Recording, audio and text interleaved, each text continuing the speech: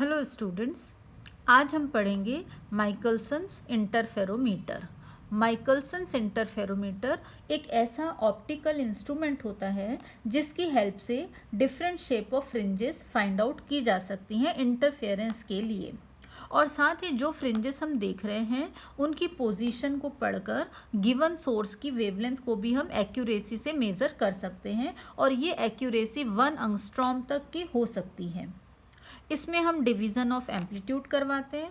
जो दो light wave हमको पार्शियली रिफ्लेक्शन और पार्शियली रिफ्रैक्शन पर मिलती हैं, ये एक दूसरे से परपेंडिकुलर डायरेक्शन में जाती हैं और वापस आकर एक जगह पर मिलती हैं जहां उनका इंटरफेरेंस होता है। इसका जो डायग्राम है ना, वो हम देख लेते हैं कि ये दिखता कैसा है। तो यहाँ पर आप ध्यान देंगे, जो माइकलसन्स इंटरफेरोमीटर है कुछ इस तरीके का होता है। माइकलसन ने यहाँ दो मिरर लिए, दोनों की पोजीशन एक दूसरे के परपेंडिकुलर रखी है। एक टेलीस्कोप लगाया। एक प्लेट हमारी ये है, प्लेट P1 हम इसको कह सकते हैं, और सेकंड प्लेट क्यों लगाते हैं ये अभी हम डिस्कस करेंगे।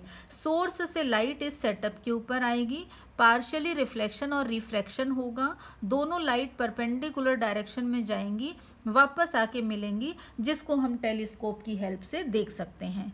इसमें जो हम बात कर रहे हैं कि डिफरेंट शेप ऑफ फ्रिंजेस मिलती हैं, तो यहाँ आप देख रहे हैं स्क्रीन पर आपको सर्कुलर शेप ऑफ फ्रिंजेस भी दिख रही हैं, स्ट्रेट लाइन में भी दिख रही हैं, और इसके अलावा यहाँ पर ये भी आपको दो फिगर दिख रहे हैं फ्रिंजेस के। एक में इसकी कॉन्वेक्सिटी उभार जो है इस साइड है और दूसरे में दूसरे साइड लेफ्ट साइड है, ठीक है। तो अब यहाँ पर हम देख रहे हैं एक चीज़ तो ये कि आपको जो कलर आप यूज़ करोगे लाइट सोर्स का वैसी ही फ्रिंजेस दिखेंगी। मोनोक्रोमैटिक सोर्स होना चाहिए। अगर आप सोडियम सोर्स यूज़ कर रहे हैं तो आपको ये इस तरीके का पैटर्न नज़र आएगा। डिफरेंट शेप ऑफ फ्रिंजेस जो मिल रही हैं ये किस रीज़न से मिलती हैं, इनको हम क्या कहते हैं ये आगे डिस्कस करेंगे। एक्चुअली इनको हम लोकलाइज्ड फ्रिंजेस कहते हैं या स्थानीयकृत फ्रिंजेस बोलते हैं। और ये फ्रिंजेस हमको मिरर को किस पोजीशन पे सेट करने पर मिलेंगी ये हम देखेंगे अब, ठीक है। तो सबसे पहले हम इसका कंस्ट्रक्शन देखते हैं। यहाँ पर आप देख रहे हैं कि दो हमने प्लेन मिरर का यूज़ किया है। मिरर की बात कर रहे हैं बेटा, दो प्लेन मिरर हैं। ये पीछे वाली सरफेस हमको दिखाई दे रही है। फ्रंट सरफेस जो उसकी होती है ये पॉलिश्ड होती है, सिल्वर पॉलिश्ड होती है। क्लियर है। फिर इसके साथ साथ आपको ये भी याद रखना है कि दोनों मिरर एक दूसरे के परपेंडिकुलर पोजीशन में होने चाहिए, ठीक है। इसके साथ साथ हम ये भी देखेंगे कि जो मिरर M1 है और मिरर M2 है, इनके पीछे स्क्रू लगे होते हैं जिनकी हेल्प से हम इनकी पोजीशन को चेंज कर सकते हैं। क्लियर।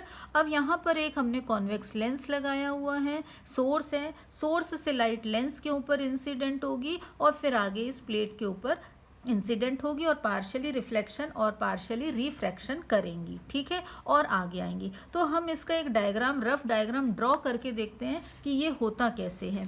क्लियर है। तो अब ये डायग्राम हमारा जो बनने वाला है इसको आप देखें। हमने दो मिरर बना लिए।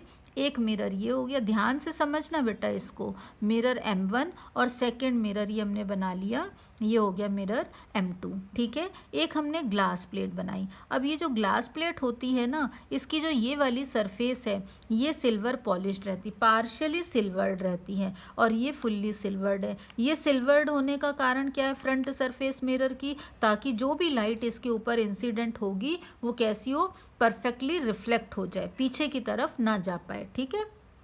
इसके बाद यहाँ पर हमने क्या लगा दिया, एक लेंस लगा दिया। लेंस क्यों लगाया, ताकि सोर्स से जो लाइट लेंस के ऊपर इंसिडेंट होगी वो लाइट पैरेलली यहाँ पर इंसिडेंट हो जाए, ठीक है।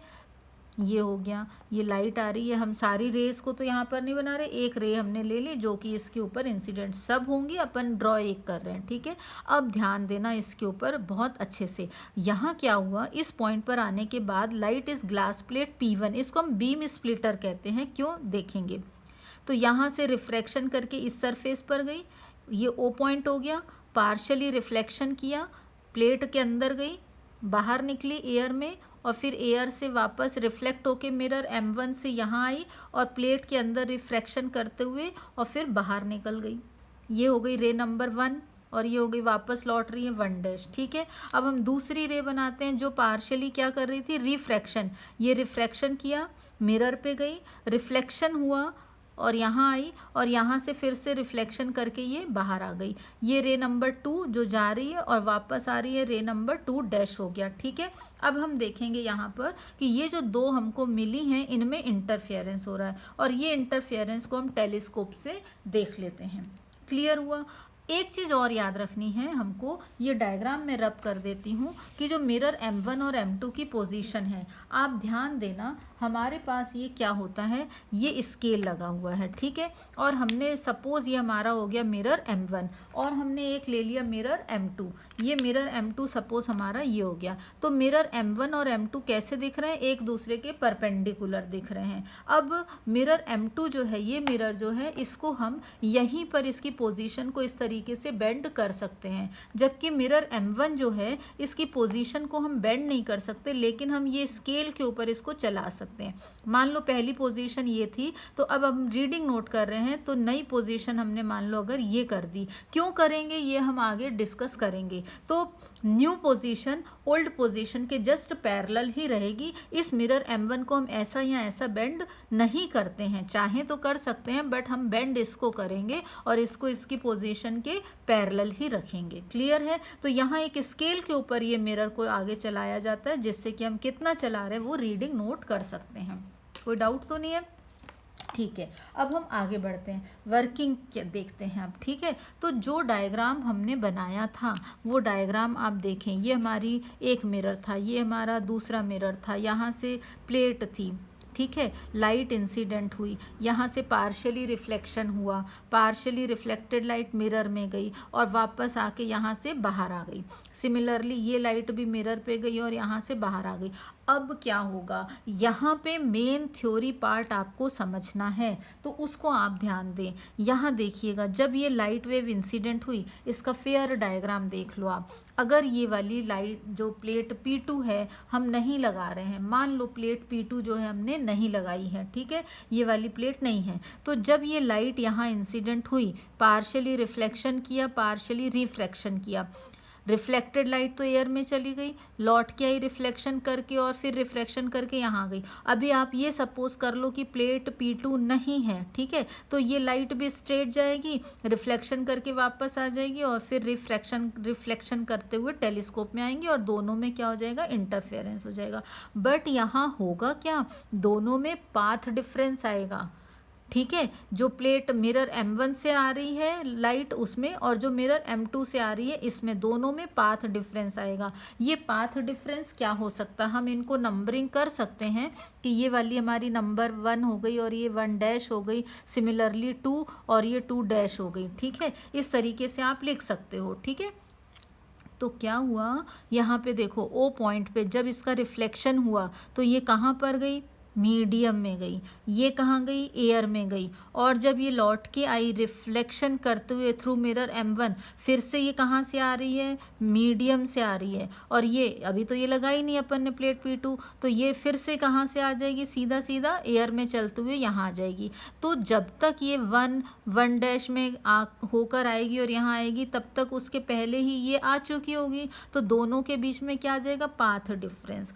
वो पाथ डिफरेंस को हम कंपनसेट करना चाहते हैं। हम नहीं चाहते हैं कि इन दोनों के बीच में 1 डैश और 2 डैश के बीच में पाथ डिफरेंस आए, इसलिए हम क्या करेंगे, जिस मटेरियल की ये प्लेट P1 बनी हुई है, जिसको हम बीम स्प्लिटर कह रहे हैं, सेम मटेरियल की बनी हुई प्लेट, जितनी थिकनेस P1 प्लेट की है उतनी ही थिकनेस की प्लेट P2 यूज़ करते हैं। ठीक है, और दोनों को जिस पोजीशन पे इसको रखा है सेम पोजीशन में प्लेट P2 को रखते हैं, यानी दोनों एक दूसरे के पैरेलल होनी चाहिए। और ये प्लेट P1 इसके साथ या मिरर के साथ 45 डिग्री पर सेट होती है, तो प्लेट P2 भी किस पर सेट हो जाएगी, 45 डिग्री पर सेट हो जाएगी। यानी ये दोनों P1 is parallel to P2 and mirror M1 is perpendicular to mirror M2, ये कंडीशन। तो अब जैसे ही हमने प्लेट P2 लगाया, अब क्योंकि दोनों कैसी हैं, सेम मटेरियल की हैं, सेम थिकनेस की हैं, पैरेलल हैं, तो जैसे लाइट वेव जो 1 नंबर की है, ये एक बार मीडियम में से पास हुई यहाँ से,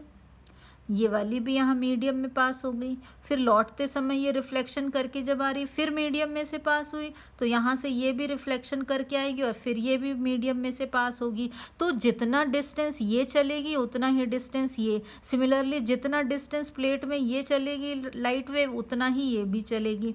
तो हमने क्या किया, प्लेट P2 लगाई जस्ट कंपनसेट करने के लिए, ताकि जितना 1 रे चल रही है पाथ उतना ही 2 भी चले। ऑप्टिकल पाथ दोनों का कैसा होना चाहिए, सेम होना चाहिए। दोनों प्लेट में फ़र्क क्या है, क्या ये चीज़ यहाँ पर अप्लाई नहीं हो सकती थी, यहाँ इसलिए नहीं अप्लाई हो रही है क्योंकि जब हमने प्लेट P2 लगाई है, जिसको हम कंपनसेटिंग प्लेट या हिंदी में प्रतिकारी प्लेट कहते हैं, तो यहाँ पर ध्यान देना, यहाँ एक ब्लैक डॉटेड लाइन मैंने बनाई है। ये ब्लैक डॉटेड लाइन इस बात को शो कर रही है कि प्लेट P1 या बीम स्प्लिटर जो है ये क्या है, ये पार्शियली सिल्वर्ड है। ये सरफेस प्लेट की नीचे वाली सरफेस पार्शियली सिल्वर्ड है, जहाँ से ये 2 पार्ट में डिवाइड हो रही है या डिवीजन ऑफ एम्पलीट्यूड कर रही है। जबकि प्लेट P2 कंपनसेटिंग प्लेट कैसी है, प्लेन है, सिंपल, यहाँ पर कोई पार्शियली रिफ्रैक्शन नहीं हो रहा। तो अब क्या होता है कि ये भी 2 बार मीडियम में से गुजरेगी, दूसरी वेव भी जो है वो भी मीडियम में से पास होगी, तो दोनों का ऑप्टिकल पाथ सेम हो जाएगा और दोनों एक साथ यहाँ पर आएंगी और फ्रिंजेस प्रोड्यूस करेंगे इंटरफेरेंस करके, जिसको कि हम टेलीस्कोप से देख सकते हैं। क्लियर हो गया।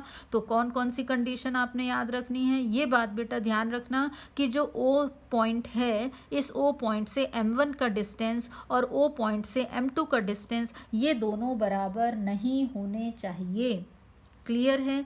इसके साथ साथ मिरर M1 और मिरर M2 की पोजीशन एक दूसरे को परपेंडिकुलर होनी चाहिए, रखना चाहिए, और प्लेट P1 P2 को एक दूसरे के पैरेलल रखना चाहिए। ये चीज़ें आपने ध्यान रखनी है, ठीक है। अब आप बोलोगे कि यहाँ पर कहाँ पर हमको डिवीज़न ऑफ सुपरपोजिशन होता हुआ दिख रहा है, थ्रू डिवीज़न ऑफ एम्पलीट्यूड। तो हम ऐसा मानते हैं कि क्योंकि ये मिरर है और ये भी मिरर है, तो मिरर M2 की इमेज जो है ये हमको मिरर M1 में दिखेगी।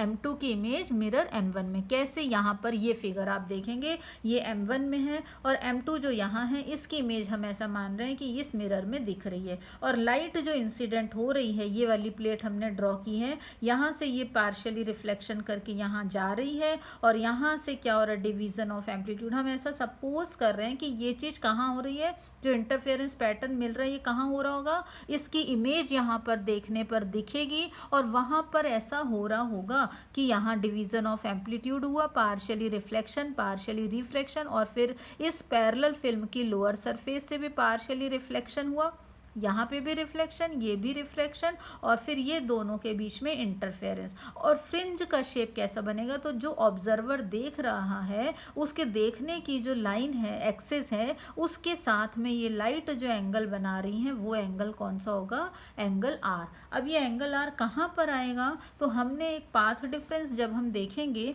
तो पाथ डिफरेंस का फॉर्मूला भी लगाएंगे, ठीक है। तो पाथ डिफरेंस का फॉर्मूला क्या होगा हम पढ़ चुके हैं। तो हमने पहली कंडीशन क्या कही कि मिरर M1, अब हम क्या देख रहे हैं, फॉर्मेशन ऑफ फ्रिंजेस। ये डायग्राम मैंने यहाँ पर दोबारा वही डायग्राम बना दिया है जो लास्ट पेज में था। M1 मिरर किसके परपेंडिकुलर है, M2 के, और O पॉइंट से M1 और M2 का डिस्टेंस बराबर नहीं होना चाहिए, ये आपको ध्यान रखना है। और इसके साथ साथ ही क्या होगा, OM2 डैश यानी कि मिरर M2 की इमेज, ठीक है, तो वो डिस्टेंस जो है वो बराबर किसके होगा, स्वाभाविक है कि O पॉइंट से M2 का डिस्टेंस जितना होगा उसकी इमेज जो यहाँ बन रही होगी उसका डिस्टेंस भी उतना ही होगा। तो OM2 डैश बराबर क्या हो जाएगा, OM2, ठीक है। तो पाथ डिफरेंस इनके बीच में कितना आया, del is equals to 2 mu t cos r, जो हम ऑलरेडी डिवीजन ऑफ एम्पलीट्यूड में कैलकुलेट कर चुके हैं। नाउ वी नो दैट कि कंस्ट्रक्टिव इंटरफेरेंस अगर होता है तो पाथ डिफरेंस किसके बराबर होता है, एन लैम्डा के, तो एन लैम्डा पुटअप कर दिया। डिस्ट्रक्टिव होता है तो किसके इक्वल होता है, डेल की value 2n-1 into lambda by 2 के इक्वल होती है, तो वो भी हमने पुटअप कर दिया। तो कंस्ट्रक्टिव और डिस्ट्रक्टिव के लिए हमारे पास ये 2 इक्वेशंस आ गए। यहाँ पर आप ध्यान देना कि हम यहाँ पर ये जो हमने स्टोक्स लॉ लगाया था कि क्या होता है, जहाँ डेंसर मीडियम से रेयर मीडियम में रिफ्लेक्शन होता है वहाँ पर एक एडिशनल पाथ डिफरेंस जुड़ता है, वो स्टोक्स लॉ यहाँ पर अप्लाई नहीं हो रहा है बेटा, ये चीज़ को याद रखोगे, क्योंकि यहाँ पर डेंसर टू रेयर रिफ्लेक्शन नहीं हो रहा है। ठीक है, तो अब यहाँ पर हमको क्या मिला, ये दो इक्वेशन मिल गए। इस इक्वेशन में जो आर है वो आर ये वाला एंगल होगा। ठीक है, अब यहाँ तो हो गया अपना माइकलसन इंटरफेरोमीटर के बारे में हमने देख लिया। अब हम डिफरेंट पोजीशन कैसे, और M1 और M2 जो हैं इनके बीच के जो एंगल हैं उन पर शेप ऑफ फ्रिंजेस डिपेंड करता है, उनका हमने कितना बेंड किया उसके ऊपर डिपेंड करता है। तो अब ध्यान से सुनेंगे कि लोकलाइज्ड फ्रिंजेस कैसे मिलती हैं। तो लोकलाइज्ड फ्रिंजेस की फर्स्ट कंडीशन मैंने यहाँ पर ये बनाई है, M1 मिरर और यहाँ पर हमको M2 मिरर की इमेज दिख रही है। ठीक है, जो ये मिरर है M2, इसकी इमेज मिरर है, ये भी मिरर है, तो इसकी इमेज यहाँ पर दिखेगी। तो M2 की इमेज यहाँ M2 डैश हो गई। ठीक है, तो वो हमारा M2 डैश बनाया। तो जब ये दोनों मिरर M1 और M2 एक दूसरे के परपेंडिकुलर रहेंगे तो उसकी M2 की इमेज M1 के साथ में पैरेलल फिल्म बनाएगी, दोनों के बीच में कोई डिस्टेंस होगा, और जब ये डिस्टेंस रहेगा, मान लो T डिस्टेंस अपन ले लेते हैं, तो हमको यहाँ पर क्या मिलेगी, सर्कुलर फ्रिंजेस मिलेंगी। कैसी सर्कुलर फ्रिंजेस, जो हमने फर्स्ट स्लाइड में देखी थी इस टाइप की। ये हमको कब मिलेगा, जब दोनों मिरर M1 और M2 की इमेज M2 डैश वो दोनों कैसे होंगे, पैरेलल होंगे, तब हमको ये सर्कुलर शेप की फ्रिंजेस मिलेंगी। अब पैरेलल होने पर ये तो मिल रहा है, लेकिन अगर उनके बीच में डिस्टेंस होगा तब, अगर मान लो हमने क्या कर दिया, अगर हमने कंडीशन लगा दी ना वहाँ पर कि OM2 डैश और OM2 ये दोनों बराबर ना हो, कि अगर हमने ऐसी कुछ कर दी कंडीशन, तो उस केस में क्या हो जाएगा, यानी कि OM1 is equals to OM2 कर दिया, तो M2 की इमेज जो होगी वो इसके बराबर ही बन जाएगी, यानी इसके ऊपर, यानी कि कुछ ऐसी कंडीशन आएगी। तो उस समय आपको फील्ड ऑफ व्यू में कुछ भी नज़र नहीं आएगा, आपको टोटल डार्क दिखेगा, नो फ्रिंजेस। क्यों, क्योंकि जो फिल्म की थिकनेस है वो तो कैसी हो गई, ज़ीरो हो गई। M1 के ऊपर ही मिरर M2 की इमेज बन जाएगी, M2 डैश जस्ट उसके ऊपर कोइंसाइड करेगी, तो कुछ भी थिकनेस नहीं रहेगी। T की वैल्यू ज़ीरो होने पर यहाँ पर क्या हो जाएगा, कंस्ट्रक्टिव की बजाय डिस्ट्रक्टिव इंटरफेरेंस की कंडीशन लागू हो जाएगी, और आपको वहाँ पर क्या दिखेगा, डार्क दिखेगा। ठीक है, इतना क्लियर हो गया। अब हम क्या करते हैं, आगे बढ़ते हैं। हम अपने मिरर M1 को तो हमने पोजीशन पर, किसी भी पोजीशन पर फिक्स रखा है। स्केल की ज़रूरत क्यों है ये हम बाद में बात करेंगे, कि जब हमको उसका कुछ एप्लीकेशंस निकालना और डिस्टेंस देखना है, वो हम नेक्स्ट क्लास में डिस्कस करेंगे स्केल का यूज़। ठीक है, तो अभी हम क्या कर रहे हैं, मिरर M2 को उसकी पोजीशन में बेंड कर दे रहे हैं। मिरर M2 हमारा कहाँ लगा हुआ है, ये लगा है। अभी ये पोजीशन है मिरर की, हमने क्या किया, इसको थोड़ा सा घुमा दिया, ऐसे भी घुमा सकते हो या फिर आप इसको ऐसा भी घुमा सकते हो। तो आप जैसा भी घुमाओगे उसके अकॉर्डिंग ये आपको शेप नज़र आएगा। आपने मिरर M2 को घुमाया तो उसकी इमेज घूम गई, ऐसे यहाँ पर M2 को घुमाया तो उसकी इमेज, जैसा भी घुमा रहे हो उसके हिसाब से। तो आपको क्या नज़र आ रहा कि जब आपने मिरर M2 को ऐसा घुमाया कि इमेज ऐसी फॉर्म हुई, तो फ्रिंजेस ये, मतलब जो ये वाला पोर्शन है यहाँ आपको ये दिखेगा, जहाँ एंगल बन रहा है यहाँ पर कॉन्वेक्स साइड इसका जो है कॉन्वेक्सिटी या उभार हमको मिलता है। सिमिलरली यहाँ पर भी ये बंद होने वाला पोर्शन है, ये ओपन पोर्शन है, तो यहाँ पर हमको उभार मिलता है या कॉन्वेक्सिटी मिलती है फ्रिंजेस की। क्लियर। और अगर हम मिरर M2 को इतना घुमा देते हैं स्क्रू की हेल्प से, जो उसके पीछे लगे होते हैं, कि ये क्रॉस्ड पोजीशन में दिख रहे हैं, तब हमको स्ट्रेट फ्रिंजेस नज़र आती हैं। ठीक है, और अगर पैरेलल रखा है तो सर्कुलर शेप की फ्रिंजेस नज़र आती हैं। तो आप देख रहे हो ये सब जो ये हमको पैटर्न मिल रहा है, ये पैटर्न आपको ये नज़र आ रहा है, ये पैटर्न जो है मिरर की इस पोजीशन की वजह से नज़र आ रहा है। फिर आपको ये जो पैटर्न आप देख रहे हो, ये मिरर को आपने इस तरीके से रखा है तो आपको ये पैटर्न नज़र आया। और अगर आपने मिरर M1 और मिरर M2 को एक दूसरे के परपेंडिकुलर रखा है, यानी उसकी इमेज पैरेलल आ गई, तो उस समय पर हम कहेंगे पैरेलल थिन फिल्म। और पैरेलल थिन फिल्म में हमको क्या मिल रही है, सर्कुलर शेप की फ्रिंजेस, यानी एक्चुअल में ऐसी दिखाई देती हैं।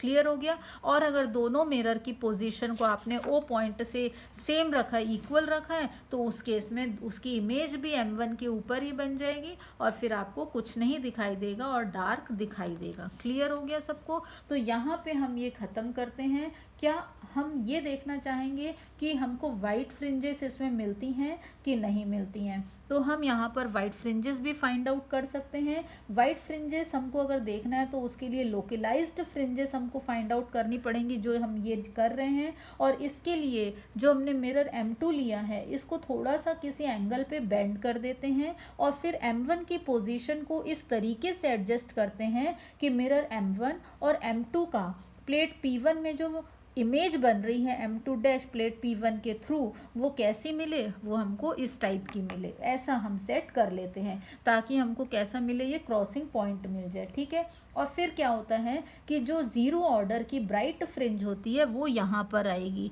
ब्राइट फ्रिंज, तो वो हमको पता चल जाएगा कि ये सेंटर वाली, मान लो ये हो गई। ठीक है, वो सेंटर फ्रिंज मिल जाती है हमको। और फिर उसके बाद हम अगर लाइट सोर्स यूज़ करते हैं तो हमको ज़ीरो ऑर्डर की फ्रिंज यहाँ पर मिलके उसके दोनों तरफ कैसे मिलेंगी, डिफरेंट कलर्स की फ्रिंजेस। अगर ये ज़ीरो ऑर्डर की मिल गई है क्रॉसिंग पॉइंट पर, तो इधर भी हमको कलर्ड फ्रिंजेस मिलेंगी और दूसरे साइड भी कुछ कलर्ड फ्रिंजेस मिलेंगी और उनमें सिमेट्री रहेगी, ऐसा नहीं कि सिमेट्री नहीं रहेगी। अब इसके बाद हम नेक्स्ट क्लास में डिस्कस करेंगे माइकलसन इंटरफेरोमीटर की कुछ एप्लीकेशंस, जो कि हम नेक्स्ट क्लास में देखने वाले हैं। यहाँ पर अगर किसी स्टूडेंट को कोई डाउट हो तो आप डेफिनेटली मेरे से पूछ सकते हैं, डाउट क्लियर कर सकते हैं। ओके, थैंक यू बेटा।